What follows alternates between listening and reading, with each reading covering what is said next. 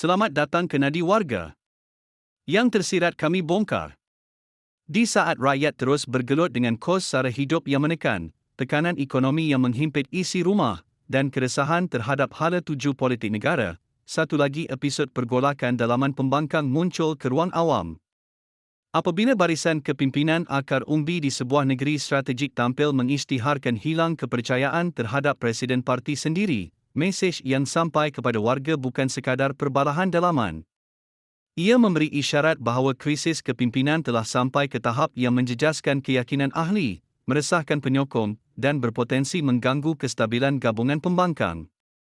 Bagi rakyat, pertikaian elit politik ini terasa jauh daripada keperluan harian, namun kesannya akhirnya menitis kepada tumpuan terhadap isu kehidupan sebenar seperti harga barang, peluang pekerjaan, dan jaminan keselamatan sosial.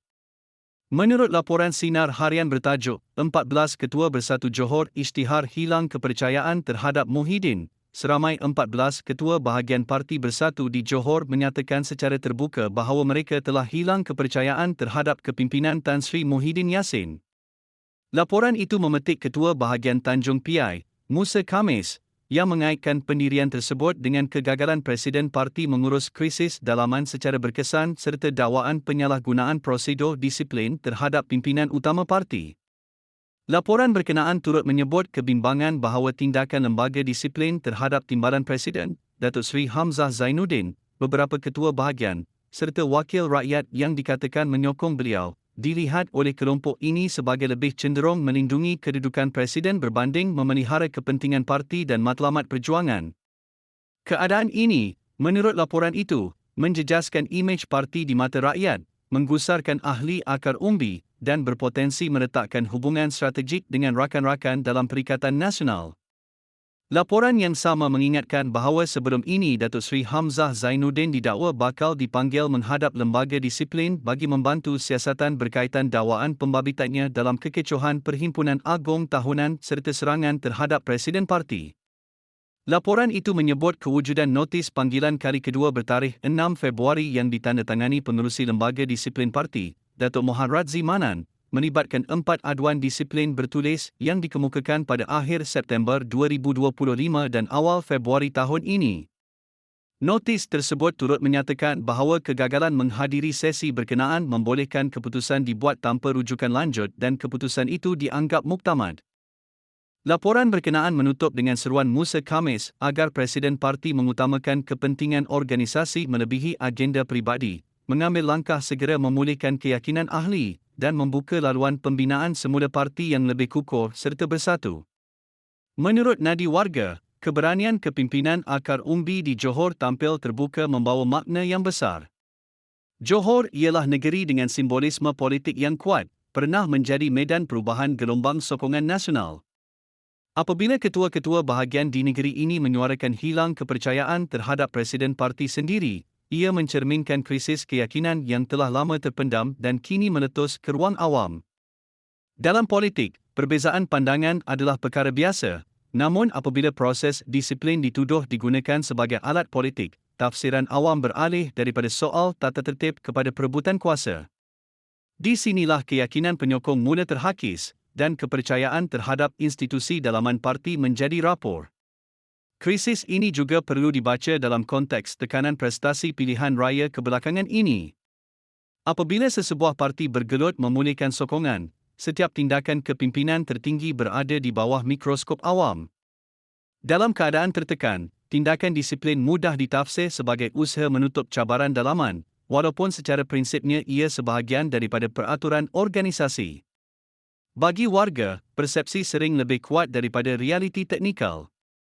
Persepsi bahawa proses dalaman berat sebelah boleh merosakkan legitimasi moral parti di mata ahli dan pengundi, sekaligus melemahkan semangat jentera akar umbi yang menjadi nadi sebenar kempen pilihan raya.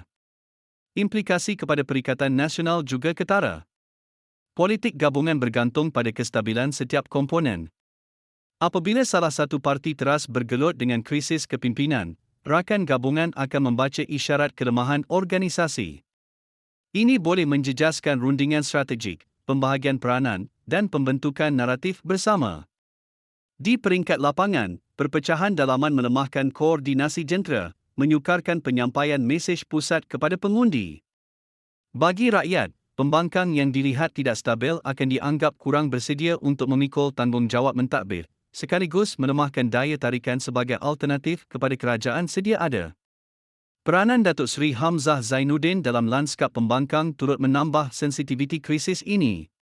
Sebagai tokoh yang mempunyai pengaruh merentas parti pembangkang dan pengalaman mengurus strategi parlimen, sebarang tindakan disiplin terhadap beliau membawa kesan domino.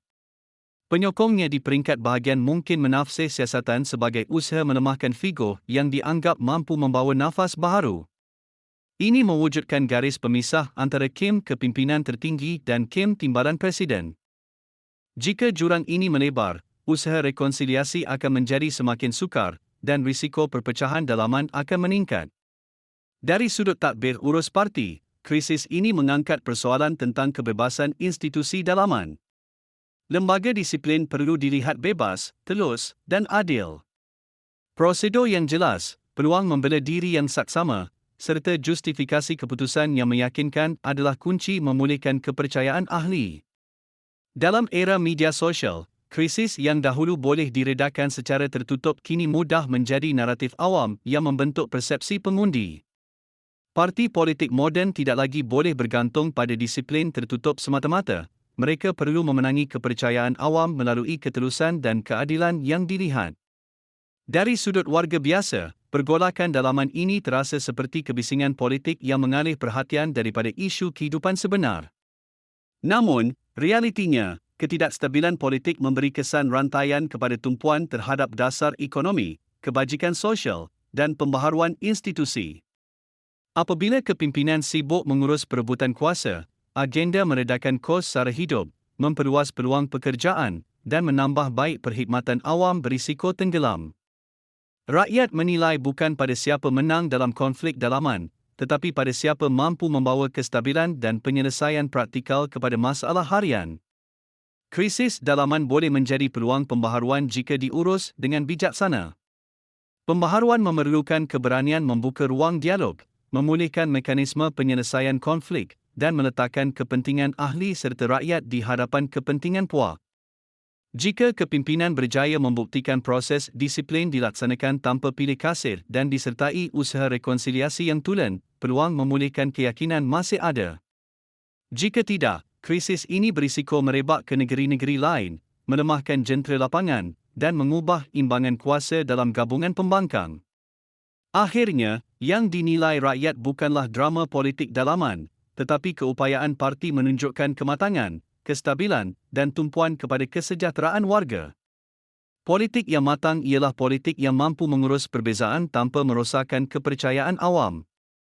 Jika krisis ini gagal ditangani dengan adil dan telus, pengundi akan membuat penilaian mereka sendiri di peti undi, bukan berdasarkan slogan, tetapi berdasarkan rekod kematangan dan keutamaan terhadap rakyat. Sekian nadi warga untuk hari ini. Jika anda mahu terus memahami apa yang tersirat di sebalik berita, tekan like, kongsikan, dan subscribe. Nadi warga yang tersirat kami bongkar.